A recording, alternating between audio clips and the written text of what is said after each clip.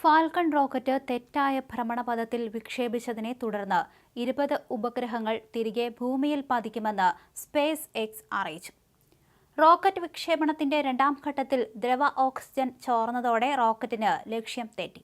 Oxygen ചോർച്ചയെ തുടർന്ന് രണ്ടാം ഘട്ടത്തിലെ ജ്വലനം നടന്നിട്ടില്ല. ഇതോടെ നിശ്ചയിച്ചതിനേക്കാൾ താഴ്ന്ന ഭ്രമണപഥത്തിലായിരുന്നു ഉപഗ്രഹങ്ങൾ വിക്ഷേപിക്കാനായതും.